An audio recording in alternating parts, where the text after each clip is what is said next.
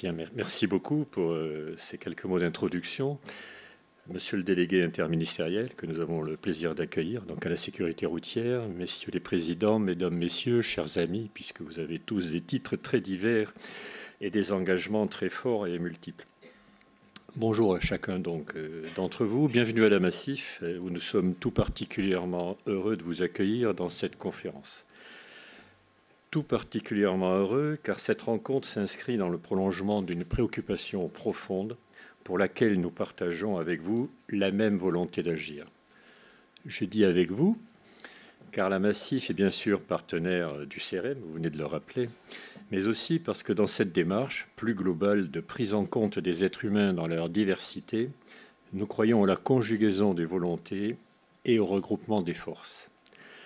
Pour agir à bon escient, de la manière la plus efficace possible, nous avons besoin de partenaires qui nous apportent leur expertise et avec lesquels nous pouvons partager différentes initiatives. Sortis de nos métiers d'assurance, donc, nous avons en effet conscience de nos lacunes. En l'occurrence, et bien souvent, le handicap d'une personne ne vaut que par la situation qu'elle rencontre. Si le passage d'une porte est conçu de manière suffisamment large au départ, un fauteuil passe normalement et personne ne se pose de questions. Il en est de même pour la tribune où je me trouve.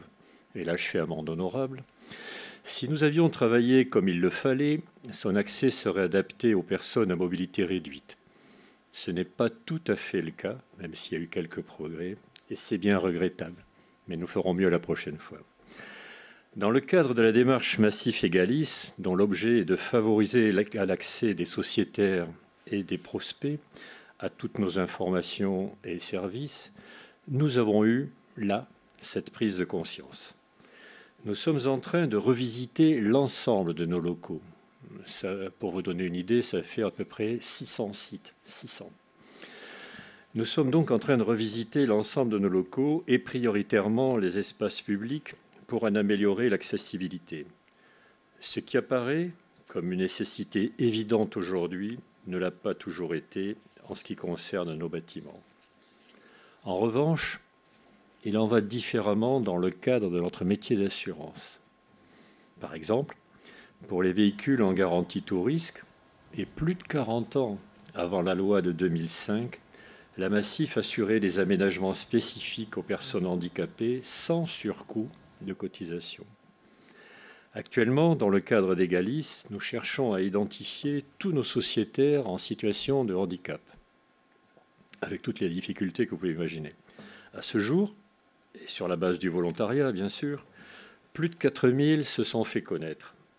En nous faisant confiance, ils ont bien compris que notre souci était de nous adapter à leur situation pour leur donner accès à l'assurance en toute autonomie et donc leur garantir la meilleure protection possible. Dans notre esprit, cela ne signifie pas pour autant que nous voulons les assister.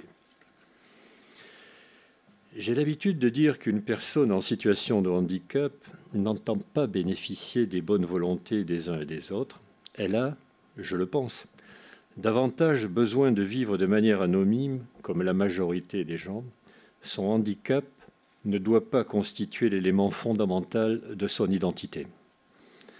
La démarche de la Massif s'inscrit dans le prolongement des valeurs qu'elle porte, des valeurs de respect des individus et d'utilité sociétale que nous intégrons à notre activité, d'assureur donc, chaque fois que cela est possible. En prenant en compte les spécificités liées aux différentes formes de handicap, nous agissons pour que le plus vite possible, ces spécificités n'en soient plus, mais deviennent tout simplement des normes.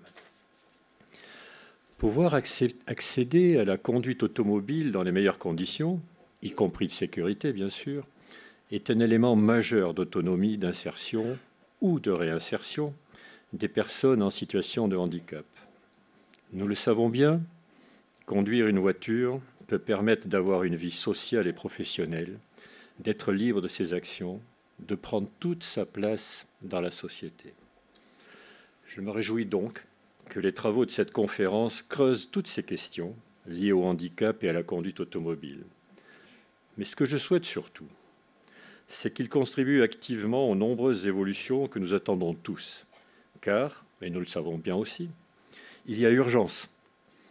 La demande de certains de nos citoyens est forte et leur besoin d'autonomie est grand, et ils le manifestent avec force de plus en plus, ce qui est bien.